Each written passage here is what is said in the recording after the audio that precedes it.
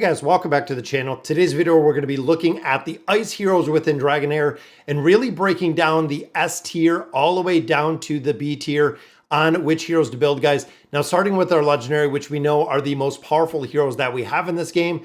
I have yet to find a legendary hero, but hopefully it is coming pretty soon. Now, number one, guys, looking in the S tier, we have Elsabre as a support hero, guys. Visually, just absolutely crazy stunning looking at this build. Now, one of the best support heroes within this game. Before the battle, if the accuracy is higher than a resistance, resistance is increased. Now, a lot of players have been saying resistance is super important. And you can see, guys, the blind ability prevent basic attacks from hitting their targets. Very, very cool as a passive skill. Then, of course, the ultimate, recover over time, defense, and charmed, and ultimate down. Again, one of the best heroes that we see within this game. Cannot wait to see and unlock some of the copies of this with the Siren Song as an ultimate ability. Restores HP over time, but increases defense by 60%, which is absolutely huge, guys. Now, the second one we look at in this S tier is Vitar, which of course is a Frost hero. Talk about some of the passive skills and some of the damage. Damage generated by a specific skill gains an enlightenment bonus, but cannot crit, as you see right there. So this is deals derivative cold damage and time an enemy's HP below 15% will be executed, guys. Now that is right. You are going to instantly kill the hero when they drop below 15%, which is huge when you're going through here. Then, of course, the ultimate ability, the Breath of Frost, changes the weather of Icewind for 15 seconds, dealing cold damage to all enemies. Each enemy under Frost in the battlefield increase the damage by 15%. Now, of course, there are a lot of different heroes that do this Frost multiplier, which, again, we've kind of looked through. And I love how the synergy of these heroes are really built together. It makes a very, very big difference when you look at the build, putting her in the S tier. And the final S tier that we look at in Frost is right here, guys. Now look at the bow, the frozen bow in here, guys. The visual effects of these heroes are just absolutely crazy. Some skills are enhanced when hitting targets under Frost. Again, going all the way through and actually building these out. So if they are inflicted with Frost, of course, you're going to do more damage. But then looking at Bone Chill, big AoE area for it. Again, some skills that are hit with Frost are going to make a difference. Chance of inflicting Frost. So this can actually build off of the other legendary heroes that we have in there. Then, of course, you have some damage modifiers down here to not only initial energy going up, but required energy going down as well, being able to cast the ultimate abilities much faster. Now, starting in the A tier, so this is a little bit lower than our regular tier. So looking at the first one, when it comes to the A tier is right here with Vinyara, which again is support. Now this hero I have actually seen a little bit. We actually got to use her in a support aspect in some of the trials. Now the big thing here, guys, is the ultimate ability with the freezing, unable to launch basic attacks, attack by 50%, which is huge, and a chance of inflicting frozen and the attack penalty multiplier together. And then of course right here, Icy Thorns, unable to launch attacks or cast basic skills. This can lock down teams, which is the reason why we've actually been using this hero quite a bit to lock down a couple different teams. Now, looking down at some of the rest of the A team, you can see we do have, again, a couple that we've picked up through here. But the next one that we're looking at, and I'm trying to find him here, it's Dokazan right here. So this hero, again, I believe we got to see a little bit, but it is a frozen priest. So overall, guys, again, building on the Frost, inflicting targets with Frost, and then, of course, getting that amplification from Frost, but also looking at the Ice Ball Assault. Throws ice balls, dealing cold damage to enemies, gaining 15% attack up, which is going to be huge, guys. That is a big multiplication factor. Again, then amplifying the damage when you build them out with this ultimate ability.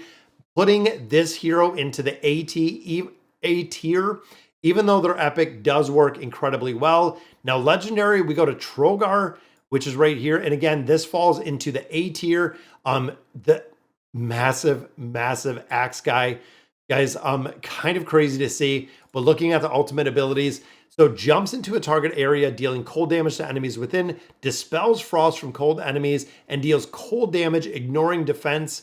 Now, big part there, guys, is the ignoring the enemy's defense. So allowing the team to do more damage to them because, of course, the defense reduction is going to be there and amplifying the damage. Reason why he falls into the S tier as a legendary hero. And then Delabon is the last one that we look at, which is right here falling in the A tier, guys. And it looks like almost like a frozen dwarf. This is kind of something out of Nightmares. Even looking there, guys, has a big ice pack right in the back. And this is a defense. This is a tank, guys. So looking here, generate crystal armor for protection when the hero takes fatal damage. So if the hero dies, they gain invincibility and recover over time. So not only is he not going to die, he is going to go immune to all damage, and he's going to go ahead and have a self-heal. And then, of course, my precious ultimate that hits everyone. Using the crystal lamp from behind, dealing cold damage to all enemies with a 50% to blind them for 5 seconds, preventing the basic attack. Now, this is going to give you time as a tank to actually get some heals on there, get some shields on there to keep this hero alive, which is the reason why this tank falls into that A tier. Now, as we get into the B tier, we have a lot of epic heroes in here. And the first one we look at is the one that I have in the B tier, which is right here, guys. Now, this hero, as much as I like him, and I do have him built out quite a bit, this Icebreaker ability, I'm not super happy with. It doesn't work incredibly well, a little bit of an attack up. And well, this is the Icicle. So deals cold damage to enemies within range, 75% to enchant frost. And then this is the Ice Nova. So this pings, and this was the one I was talking about with the ultimate ability. So the thing with this, it bounces between enemies, which it's more likely to go to enemies with frost. Now, the problem that I've noticed is if there's only one enemy, it doesn't bounce. It actually just hits that one target and then it stops. But this hero was still making it into the B tier.